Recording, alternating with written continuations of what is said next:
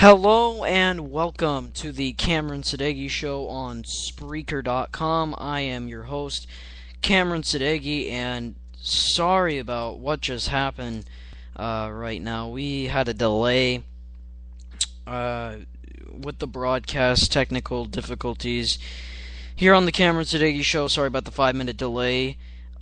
We have such a great show for you today. We have Javaris Davis, a man that has never been on this show before, someone new. Those of you who've listened to me before, you know we have a lot of guests come on regularly, and Javaris Davis is one of the guests for today's show. Before we even go on with the NFL, before I even give you my reaction to games, and before I give you scores, updates, news, anything that you need, first thing I want to tell you, there is a green comment bubble. Right as you're listening, you can, as you're hearing right now, and you want to say, hey, I think such and such about this topic or this topic, you can type your question or your comment on the green comment bubble. So click that and you will be able to put in your comment. Or you can do something else. You can also call in at 949-456-2911. You can tweet me at SM_Cameron. If you do all of those things, I will let you on the program. So please, I want to hear your voices. I want to hear what your thoughts are about these certain situations, and it would be great to hear what you guys have to say in regards to the NFL. All right, so as I said, we're going to get to the scores of the games today. Here we go. In the NFL, a crazy Week 8. Only one team remains undefeated in the NFL.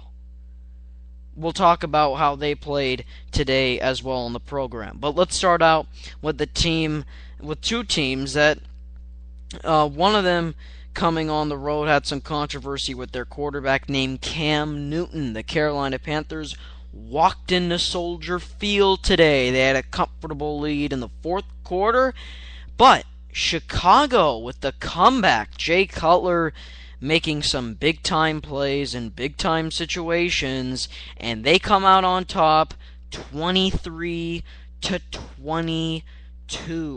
Another game that surprised many. This time in Cleveland. The Cleveland Browns keep it close again. This time they win against the San Diego Chargers at home in a low-scoring affair. 7-6. A lot of whispers of the firing of Norv Turner. We'll talk about that on the program as well. Detroit in Motown, back at home, facing Seattle, a team that surprised many with their rookie quarterback and Russell Wilson and head coach Pete Carroll and Chris Clemens on the defensive end. Yet, all the Seattle hype doesn't live up this week. Detroit gets the victory, 28-24. Green Bay, they face the Jacksonville Jaguars at home at Lambeau Field. They didn't really have to do that much because Jacksonville turned it over a lot and couldn't put up anything on the board. 24-15, easy win for the Green Bay Packers. Another easy win, this time in the new Meadowlands. No, not the Giants, but the Jets. They face the Miami Dolphins, their AFC East foe. They lose 30-9, and that guy named Tebow, no, he didn't even throw one pass today, and I'll talk about what mistake he made. Stay tuned for that. Atlanta and Philly, they were in a game, as I said, Atlanta the only team that remained undefeated.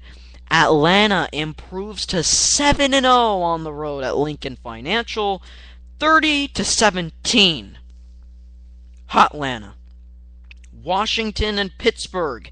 That game at Heinz Field. Robert Griffin III, sour taste in his mouth after that dramatic loss at the new Meadowlands against the Giants. This time, he goes into Pittsburgh, Pennsylvania, and that Redskins offense really couldn't put up that much. They only put up 12 points against the Pittsburgh Steelers. 27-12 victory, Pittsburgh. Another game, this time across the pond in the UK. Patriots, Rams, 2001 Super Bowl rematch, but it wasn't even close to the score that was the 2001 rematch. It was 45-7 New England Patriot victory. Tom Brady with 4 touchdown tosses today and over 300 yards. Big victory for New England. Indianapolis, Tennessee. Huge game. A game that many will remember. Matt Hasselbeck and company lose in Tennessee, 19-13 overtime over there. Oakland and Kansas City, 2 divisional opponents. Kansas City, Brady Quinn gets injured. Matt Castle comes back. That didn't really help because the Oakland Raiders win 26-16. Giants and the Cowboys just ended recently, right now.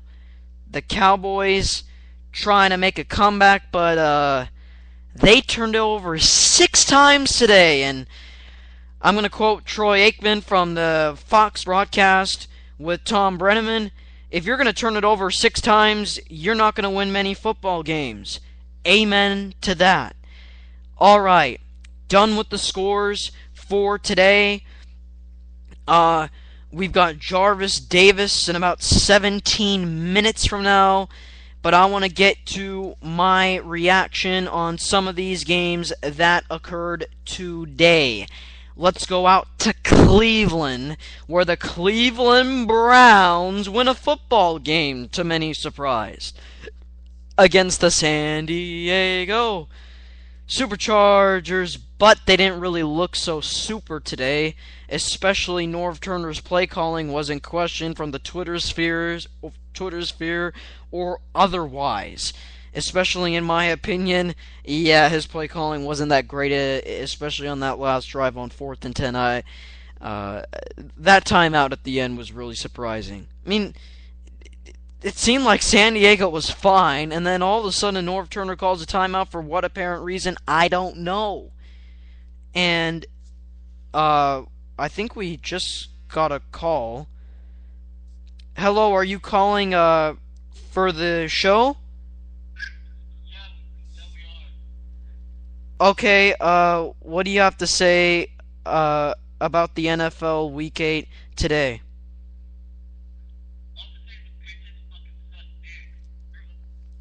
Alright, we blocked him.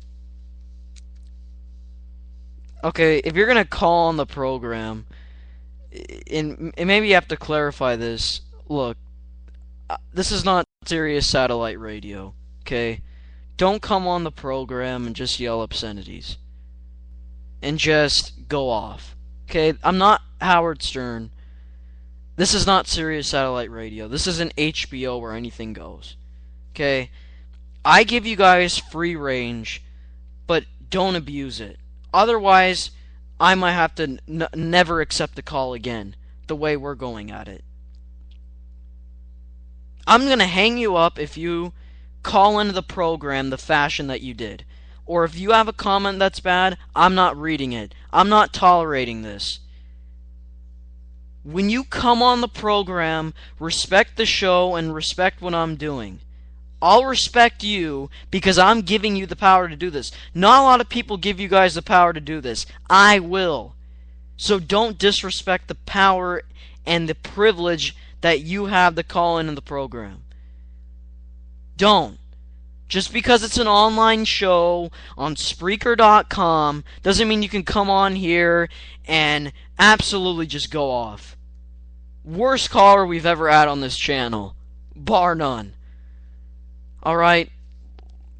I'm going to try not to get too rattled after that one. Okay? Let's get to reality. Cleveland and San Diego. They come in there, San Diego. Again, an offense that...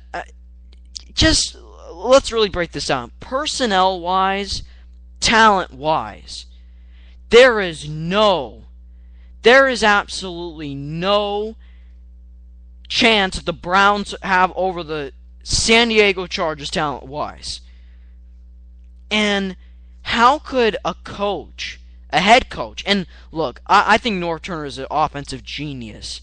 And some of you might say, well, that's kind of a crazy statement to make. He only put up 6 points today. Yeah, that's what I'm going to get to in a second. I'm surprised at how this offensive genius cannot put his players in the correct position, putting the solid plays for this team to put up some consistent, complete drives. And it looked like at the end of the game when, hey, Phillip Rivers, he found his open man, found Malcolm Floyd, found Antonio Gates. He got things going offensively. And then the last two, 3rd and 10 was bad. 4th and 10 was bad. Then game over. And then it was just the whole entire game. Couldn't get anything going with the offensive line. Norv Turner not finding quick plays for this offense. If your offensive line is struggling, why go deep? Why make 7-step drops? Instead, let's condense it, let's shorten it, and let's grind this one out with short, long drives. Surprised. I mean, not short, long drives. Short, passing, long drives. That's what I meant. 10-play drives, 15-play drives. Those are quality drives that the San Diego Chargers missed today. And it showed. Even against the Cleveland Browns. Any given Sunday. Any given Sunday. Right? You've heard that quote so many times, that cliche. Any given Sunday. And I felt like, and dare I say this, the San Diego Chargers took this one for granted. Just because it's the Cleveland Browns, just because they don't have a talented offense you do, doesn't mean you can kind of wing it, hang around, not give the, not have the complex plays necessary. You can't do that, especially against these type of games. It was a trap game. It showed.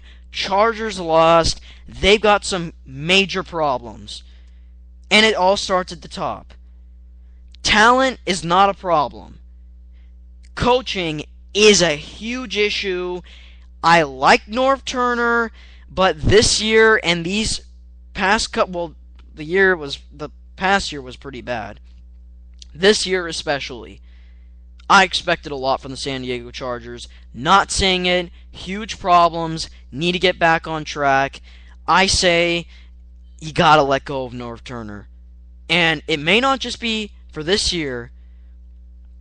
It may be for, maybe late at the end of this year you could do it. Maybe in the middle of the year you could do it. But I would prefer to do it at the end of the year. Because if you do it in the middle of the year, everything's going to be chaos. Team chemistry is going to be awful. So do it at the end of the year. Do it at the end of the year so you can have a fresh start. You can go find a new coach. There's some names such as Bill Cowher you could go to. There's so many other names you could go to. Just weigh your options in the summer. Not right now. Maybe Norv can pull off a miracle and get this team to the playoffs. If he does, don't fire him. Don't fire him. But if he can't do it, if he's struggling and even struggling more, that's the issue. That's the thing that we should be concerned about. So, not we, I'm not a Chargers fan or affiliated with them, but we as in a general football public. So, until then, those are the issues that they need to fix up on, in my opinion. They're going through an identity crisis. And